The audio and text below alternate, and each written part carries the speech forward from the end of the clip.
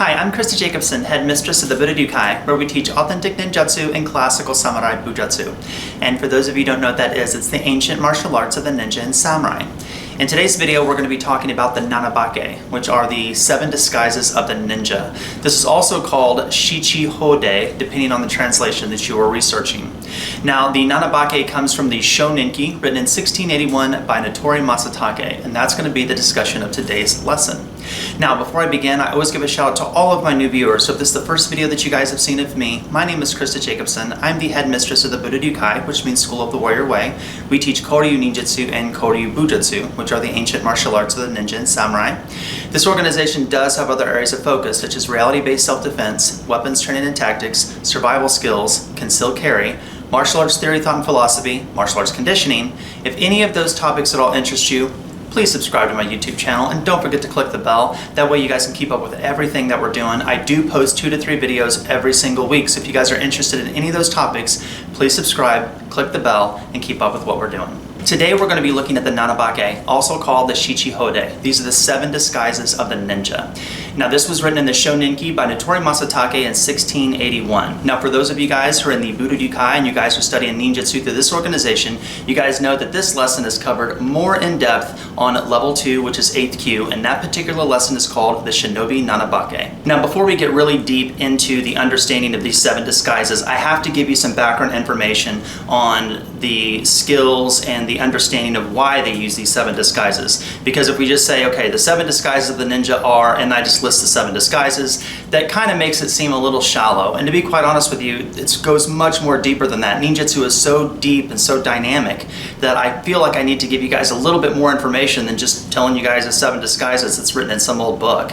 There's so much involved when trying to utilize disguise and deception and espionage and intelligence gathering and all this kind of stuff. So to really delve into these 7 disguises, I want to give you guys a little bit more knowledge to kind of build up to those 7 disguises so you can truly appreciate how skilled and talented the ancient shinobi was. So the first thing we're going to be talking about is Inen and Yonin. Now, there are lots of different types of ninja, and we can talk about that in another video in the future. But for this video, I want you guys to understand 2 fundamental types of ninja. You have Inen and you have Yonin.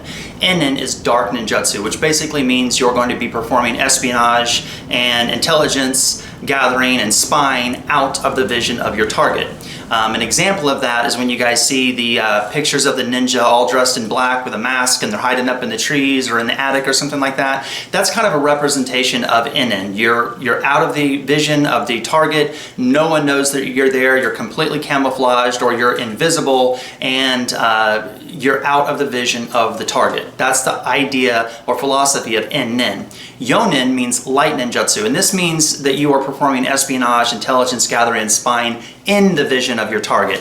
So clearly, if you're a Yonin, you would not be running around in a black outfit with a black mask, because if you're in the vision of everybody, you would stick out like a sore thumb. So when you are a Yonin, you're going to be in a different disguise. You're going to take on a persona. You're going to be walking through the crowd. Kind of like when you watch the movies like Jason Bourne or James Bond 007, you know, they got the little outfit on and they're walking through the crowd, and everyone just assumes that they're the normal guy walking through the crowd. But even though they see them, they don't see their true intention. That's kind of the idea of a Yonin. So today, when we're talking about the Nanabake, it's very important that you guys understand that we're talking about the Yonin aspect of ninjutsu, not the Inen aspect of ninjutsu. Now, when you're in Yonin, there are 2 specific skill sets that are taught within Yonin Jutsu that are not taught in Inen Jutsu, and that's because you're walking through the crowd. People see you. You're going to have to communicate with people. You're going to have to talk to people. They're going to see you face to face. So there are 2 skill sets that are taught within Yonin Jutsu that are not taught within Inen Jutsu, and these 2 skill sets are called Henzo Jutsu and Dakko. Now, Henzo Jutsu is the art of being able to train and change your persona to fit the disguise that you're going to take on. That is not simply wearing a disguise. And so many people get this mixed up, and I have to make sure we're very crystal clear on this particular part of the lesson. Henzo Jutsu is the training of the disguise that you're going to use. So if you're going to be a Yamabushi or a Shuki or a Kumuso or a Sarugaku or whatever it is the disguise that you're going to use, Henzo Jutsu is the art of training yourself to take on a persona, learning all the nuances, how you're supposed to do this. If you're going to be in a temple or whatever, you need to understand all the different rituals and practices of that said disguise that you're going to use. If you're going to be a merchant, if you're going to be a salesman, if you're going to be a farmer, whatever the disguise that you're going to do, Henzo Jutsu is the art of being able to train and understand that persona and develop that persona, and that is what you are going to become. That is the training of Henzo Jutsu, right? The disguise is just something merely physical. You're just going to put on an outfit. But Henzo Jutsu is the training of a said persona so that you can take on the disguise to get into the targeted area to complete your objective, to complete the mission. When you're training in Henzo Jutsu, there's another skill set in ninjutsu called Dako. And Dako is the skill set or the training of being able to have a different dialect depending on the prefecture that you're in. So let's say you're a ninja of whatever you want to paint in your head, Iga, Koko, whatever.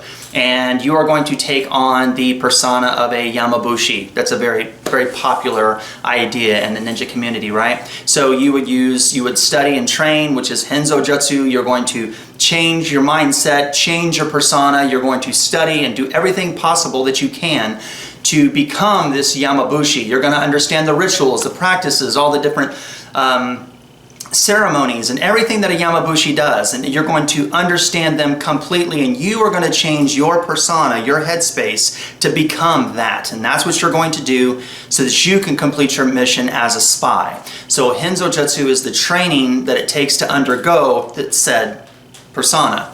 Then you're also going to study the Dako, or you're going to study the different dialects of that particular area. So if you're going to go to the Shiga prefecture or wherever you're going, you're then going to understand the different dialects, how they talk, the different nuances of speech, how they inflectuate their voice, all those kind of things. You're going to study Dako so that when you do talk to someone, they don't look at you like, you don't belong here. When we're discussing the 7 disguises, I know there's this old saying is it's just because, just because it's simple doesn't mean that it's easy, right? And I think that really applies to this particular lesson because, okay, here's the 7 disguises of the ninja. 1, 2, 3, 4, 5, 6, 7. Okay, that's simple, right? Anyone can just write down 7 things, but it's not easy. Do you catch what I'm saying? Just because it's simple doesn't mean it's easy. So a lot of people could probably tell you the 7 disguises, but they really can't tell you much beyond that. And I really think that it's important for me, who's dedicated my life to teaching authentic ninjutsu and trying to spread historical ninjutsu to the world through this organization, the Budo. It's important that people know that it's more than just putting on an outfit. It's not just about, wearing a Yamabushi outfit and then walking across, to another prefecture and then just, doing your thing. It's not that easy. There's a lot more that goes into it. It's very deep, it's very dynamic, it's very difficult, and, if they got caught, it would cost them their life. So the training was very intense. And so don't think just because I'm going to start listing 7 disguises, this was a very easy thing. It absolutely was not that easy in any way at all. So let's go through these 7 disguises that's written in the Shoninki. Before I go through them, just know that these 7 disguises aren't really like number 1, number 2, number 3. These are 7 disguises. So they would use each disguise as needed depending on the mission that they would go to. The first disguise that we're going to be talking about is the Kumuso. Now, the Kumuso is a Zen monk, and this is the monk that I'm sure you guys have seen the pictures of the individual walking through the crowd. They've got the basket on their head, they're playing the flute, and they're kind of just walking through. That is a Kumuso, and that is what that is. It's a Zen monk. That is so easy to conceal your identity. No one knows who you are. You're walking through the crowd. No one would think you're a spy. You're playing your flute and you're just kind of intermingling through the crowd. This gives the shinobi an opportunity to see traffic through the area. Maybe they can see how many houses in a certain places, residents, who's where, how many guards are at a certain place, all this kind of stuff. So there's even skills where they talk about where they can use different beans to figure out how many guards are at specific castles and residents and things like that. This would be that type of disguise that they would do that, because being disguised as a Kumuso made it very easy for you to intermix with the crowd and not really be noticed or detected. The second disguise that we're going to be talking about is the Yamabushi. Now, the Yamabushi is a mountain ascetic. So I know all of you guys have seen pictures of the Yamabushi. The Yamabushi is the kind of the mountain monk, if you will, that's running through the mountains. They're doing all these like esoteric, magical, occulty type rituals. They practice like things like Shujindo and things of that. They're under the waterfall waterfall and they're doing their meditation and all this kind of stuff. So very esoteric, eccentric type individual. They live up in the mountains, they're connecting to nature and all that kind of stuff and the elements. And the ninja is associated with the Yamabushi in many different realms. And again, that can be for another video, but the Yamabushi was definitely a disguise that the ninja used to get from one prefecture to the other. What makes the Yamabushi very unique is because they were kind of mountain ascetics and they kind of lived up in the hills and all that kind of stuff, they really weren't bound by the same like law as certain people of the town. So a lot of times the Yamabushi could go from one prefecture to another and they wouldn't really be noticed, or people wouldn't question it. It's also really important to understand that the Yamabushi could work as a disguise for both men and women. That's very important. Plus, the Yamabushi was also a disguise that they could utilize, and they were allowed to carry a sword and would not be questioned for doing so. So because this disguise has so much more versatility, you're up in the mountains, you can travel without being questioned, it's a particular disguise that can be used for both men and women, and you're allowed to carry a sword. This was a very versatile disguise for the ninja to use at this particular time in history. I do want to say that people tend to think that ninja are Yamabushi or Yamabushi are ninja, and that is not true. Again, we can talk about the connections of Yamabushi and ninja in a different video, but the reality of it is the ninja disguise themselves as a Yamabushi. The Yamabushi is one of these 7 disguises. It is not ninja or Yamabushi, right? So I want to make sure that we're really clear on that particular point there. The next disguise we're going to talk about is the shuki. Now the shuki is a traveling Buddhist monk, okay? And some people kind of translate it as a temple monk. The shuki did have access to the temple, and they did have access to public records if they were specifically within that area. So if you were a shuki of a specific area and you were in and working in a specific temple, you would have access to local documents. However, there are traveling shuki as well, and traveling Buddhist monk, and that also gives them a little bit of advantage if they're using this as a disguise, and that's simply because being able to go from one prefecture to the other relatively undetected did give the ninja quite the advantage. So the shuki, or the traveling Buddhist monk, was definitely a disguise that the ninja took advantage of in this particular time of Japanese history. The next disguise that they used was a shonin. Now, a shonin is a merchant, and I'm sure you guys have seen the pictures of someone walking around with a big old basket on their back, and they're peddling their goods, and they're selling trinkets or whatever there is on the side of the road, and they're just selling goods, right? That gave the ninja an opportunity to get right in the middle of the public eye. Everyone sees them. When you're buying goods and food from somebody, you get to know them. You feel comfortable with people that you can see their face and that you can buy things and barter and trade with people, and that enabled the ninja to create a new persona, different like face recognition relationships, get close into the intimate territory, and gather information. So without doubt, this was definitely a disguise that they would have used at that time, and which was written in the Shoninki. The next disguise that they used was called the Hokashi. Now the Hokashi is an entertainer. Now we don't want to get the Hokashi mixed up with the Sarugaku, which is an actor. So let's make sure that you guys know that there are going to be 2 different sides of this coin here. The Hokashi is an entertainer. The Sarugaku is an actor. The Hokashi, this particular disguise is, imagine someone on the side of the road and they're juggling balls. They might have a monkey, they're playing their little fiddle, or they're playing an instrument, they're dancing on the side of the street, and I'm sure you guys have seen people on the side of the street, they're playing the guitar, and they got like a box there, and you throw some dollar bills in there and kind of throw some money in there while they're playing their music instrument or something like that. That would be kind of the idea of a Hokashi. That is exactly what we're looking at here. They're an entertainer, they're on the side of the road, people walk by, they enjoy the show, they throw a few bucks or whatever it is that they're doing, but they enjoy the show. Again, this gives the shinobi an opportunity to get into the enemy territory, be accepted by the local people, everyone watching. It's just an actor on the side of the road, an entertainer on the side of the road, excuse me, and they're just entertaining people. And when you're laughing and having a good time and watching entertainment, you tend to lower your guard a little bit as to, oh, is this person a spy or something like that. So it was an easy way psychologically to get in, let people see your face, recognize you as an entertainer, someone who's bringing happiness to the community. Then you can walk around freely from street corner to street corner, doing your show, playing your music or whatever you're doing, and people don't recognize you as a spy. The Sarugaku is a little bit different. That is going to be an actor, and I'm sure you guys have seen various pictures of no theater where there's actors and they're on stage and they're performing in a specific play, if you will, right? Theater.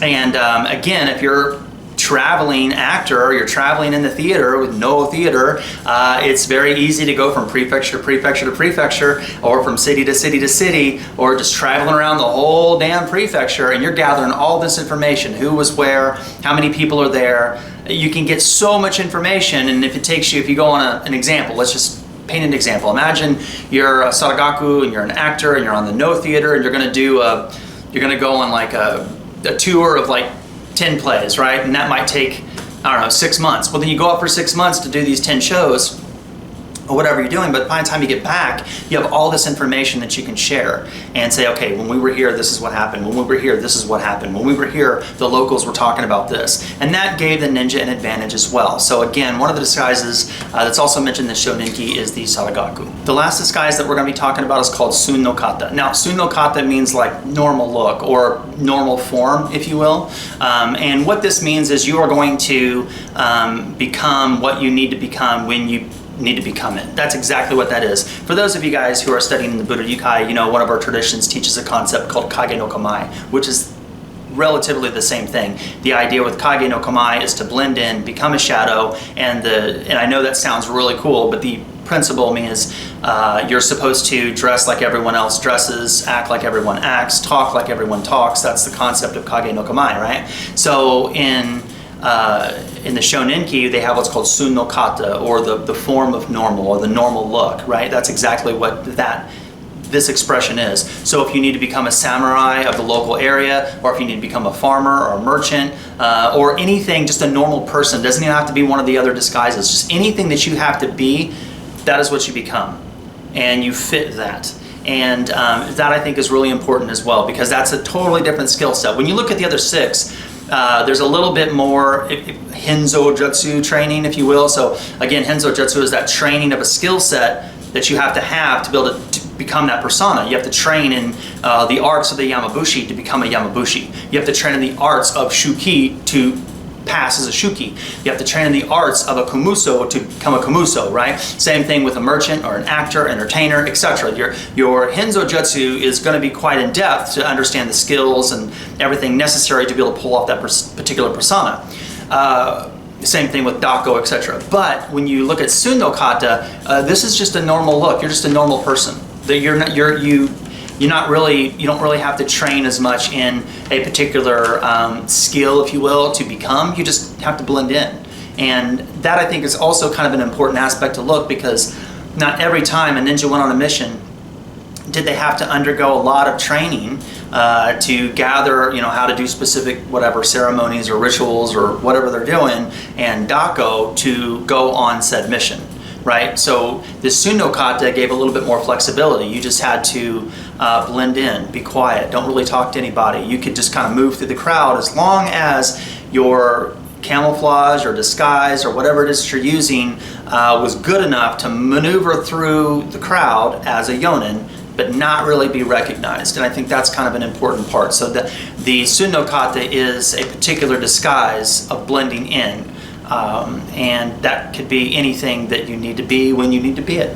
So there you go, everybody. Those are the 7 disguises of the ninja, the shinobi Nanabake. Now, if you guys are interested in authentic ninjutsu and classical samurai bujutsu, please check out our website at www.budo-ninjutsu.com. There you guys can see the 7 warrior traditions, the principles and strategies that we teach. If you don't live next to one of our schools, you guys can always join the Budo Yukai online ninjutsu dojo, and you guys can start training that way. If you enjoyed this video, don't forget to subscribe, click the bell, keep up with all the next videos that we have coming out. Again, I put 2 to 3 videos out a week, and thank you guys very much for your love and support. So I will talk to all of you guys soon. Take care, be safe, and good luck in your journey of Budo.